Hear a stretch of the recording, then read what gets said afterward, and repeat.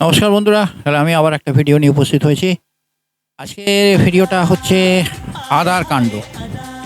আদাতে fungus লেগে গেছে, আর সেই নিয়ে আমাদের আজকে ভিডিও বা চর্চা যাই বলেন না কেন।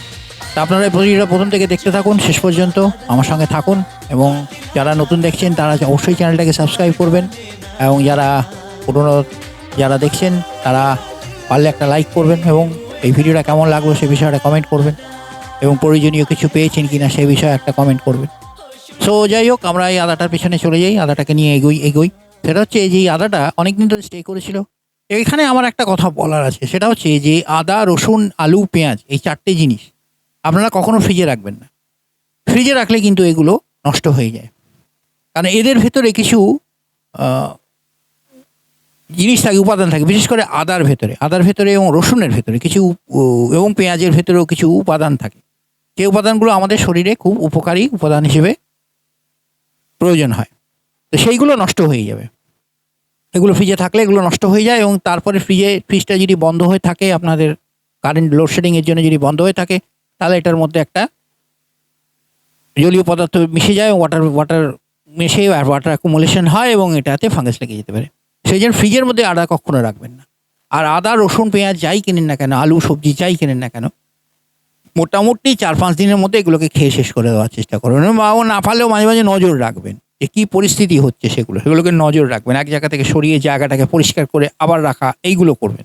তাহলে কি দেখভাল যাকে বলে, সেটা করলে কি হবে, এইগুলো আর সহজে নষ্ট হবে না।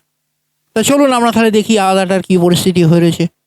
ফাঙ্গাসে আদা কাণ্ড বা আদাতে ফাঙ্গাস কাণ্ড, দেখা যাক কী পরিস্থিতি হয়। So let us go to the lab and see what is happening দেয়ার।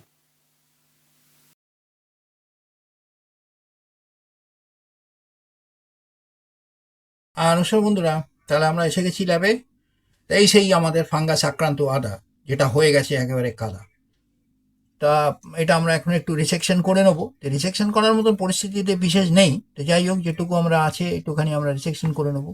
আপনাদের যেটা আগেও বলেছিলাম, এখনও বলছি, যে এই ধরনের কোনো সবজি, আদা বা আদা, পেঁয়াজ, রসুন, আলু, বিশেষ করে এগুলোকে আপনারা ফ্রিজে রাখবেন না। ফ্রিজে রাখলে কিন্তু এগুলো নষ্ট হয়ে যাবে, আরও নষ্ট হয়ে যাবে। কেন, এগুলো শুকনো জিনিস, এগুলোকে শুকনোভাবে রাখতে হয়। রেফ্রিজারেটারে বেশিরভাগ সময় জল জমে এগুলো নষ্ট হয়ে যায়, নষ্ট করে দেবে। তো যাই হোক, এগুলো আমরা একটুখানি রিসেকশন করে নিচ্ছি। পুরোটাই ফাঙ্গাস হতে ভর্তি হয়ে গেছে, শুকনো হয়ে গিয়ে পুরো ফাঙ্গাস ভর্তি হয়ে গেছে। তো এখানে একটা রিসেকশন করে নিচ্ছি। কি হয় আদাতে, কি হয় আমি আপনাদের যেটা বলছি আর একবার, সেটা হচ্ছে যে আদাতে জিঞ্জিবারিন বলে একটা জিনিস থাকে, যেটা এর প্রোটেক্টিভ একটা জিনিস। যেমন সোলানিন তৈরি হয়, এরকম আদারও জিঞ্জিবারিন তৈরি হয়। সোলানিনটা ক্ষতি করে, কিন্তু জিঞ্জিবারিন ক্ষতি করে না, উপকার করে। আদার যে ঝাঁঝটা আমরা পাই, ওটা জিঞ্জিবারিনের জন্য। হ্যাঁ, জিনজিয়াসিন, জিনজিবারিন, এইগুলোর জন্য। তো সেইটা এতে নষ্ট হয়ে যায়, নষ্ট হয়ে গেলে এটা আদার প্রোটেক্টিভ এবং আমাদেরও ওষুধ হিসেবে কাজ করে। হ্যাঁ, অনেক সময় এটা থেকে জিনজিমাইসিন বলে একটা অ্যান্টিবায়োটিকও তৈরি হয়, এটা থেকে অ্যান্টিকোয়াগুলেন্ট, ফিউলেন্ট একটা তৈরি হয়, যেটা আমাদের কাফ রেমেডি, খুব ভালো কাফ রেমেডি, খুব ভালো পেন রেমেডি। এনজিমাইসিন তৈরি হয়, তো সেইটাই নষ্ট হয়ে যায় যখন আদাটা অনেকদিন ধরে স্টে করে। তারপরেই এই জিনিসগুলো হয়ে যায়। একটা মানুষের ইমিউনিটি সিস্টেম উইক হয়ে গেলে কি হবে, নানা রকম গোলমাল ঢুকবে। তো সেরকম এও তাই, যদি কিছু ঢুকে যায়, গোলমাল ঢুকবে। এরও ওইসব নষ্ট হয়ে গেলে এর মধ্যে গোলমাল ঢুকবে, তো সোজা কথা। তো লেটস স্টার্ট। আমরা এখানে দুটো কালচার মিডিয়া ব্যবহার করবো, একটা এক্সএলডি মিডিয়াম আর একটা হচ্ছে আমাদের chromogenic medium, to see the condition where the ada is going, in how much kada. So আমরা একটা কালচার মিডিয়াটা ব্যবহার করব।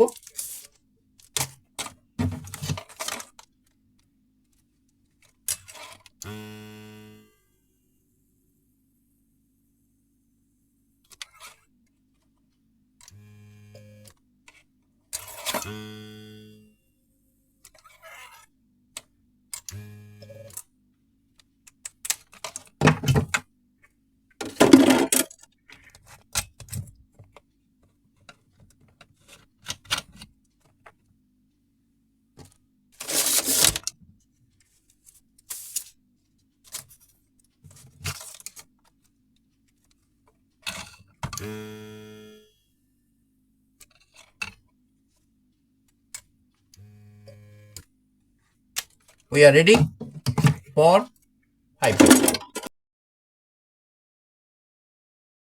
হ্যাঁ, নমস্কার বন্ধুরা, তাহলে আমরা চলে এসেছি আজকে ঠিক রসুনের পরিস্থিতিটা নিয়ে। এই সেই রসুনের পরিস্থিতি আজকে 3 তারিখ, ঠিক দুদিন পরে, দুদিনের মাথায় আমরা চলে এসেছি এবং অবস্থা দেখতে পাচ্ছেন কি হয়ে গেছে। So ready for first investigation. তাহলে চলুন এটাকে আমরা মাইক্রোস্কোপের তলায় নিয়ে যাই, নিয়ে গিয়ে দেখি যে এটা কী পরিস্থিতি হয়ে আছে। So let us go to the microscope.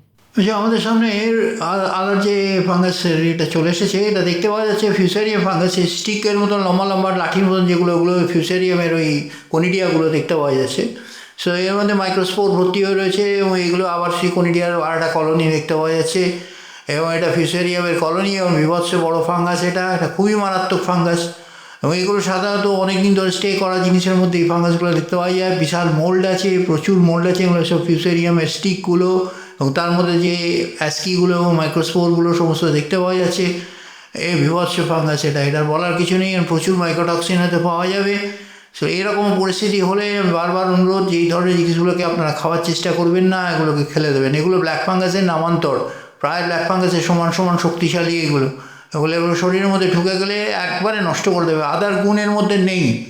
So this is our first investigation.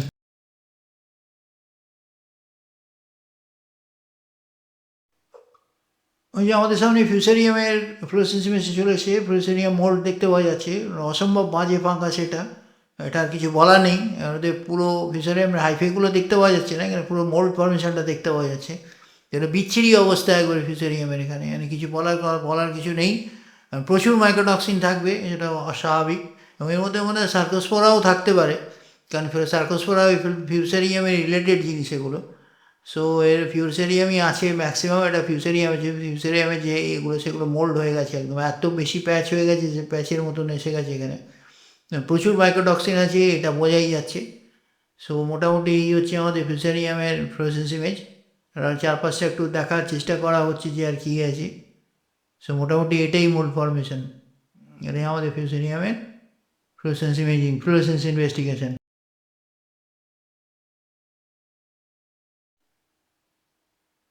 তো আমাদের এখানে ইউভি স্পেকট্রামটা চলে এসেছে, পরিষ্কার বোঝা যাচ্ছে এর মধ্যে প্রায় 86টা মাইক্রোটক্সিন আছে।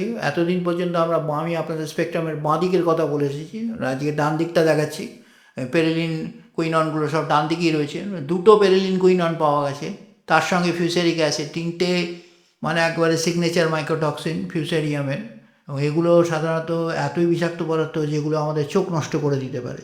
এগুলো যদি শরীরের মধ্যে ঢুকে যায়, এগুলো চোখের নার্ভগুলোকে নষ্ট করে দেয়, রেটিনা নষ্ট করে দেয়, কর্নিয়া নষ্ট করে দেয়। সো এটা খুব মারাত্মক ফাঙ্গাস এবং এগুলো খুব সাবধানে থাকতে হবে এবং কোনোভাবে এগুলো পেটের ভেতরে যাওয়ানো যাবে না, বা শরীরে অন্য কোনো জিনিস দিয়ে এগুলো আর না ঢোকে সেইভাবে আমাদের চলতে হবে। তো এই হচ্ছে মোটামুটি আমাদের ফিউসেরিক অ্যাসিড, ফিউসেরিয়ামের আমাদের মাইক্রোটক্সিনের এটা ইউভি স্পেকট্রাম একটা। এর অবস্থা খুব খারাপ, মানে খুবই বাজে জিনিস এটা আর কি। তো এটা আমাদের বুঝতে হবে।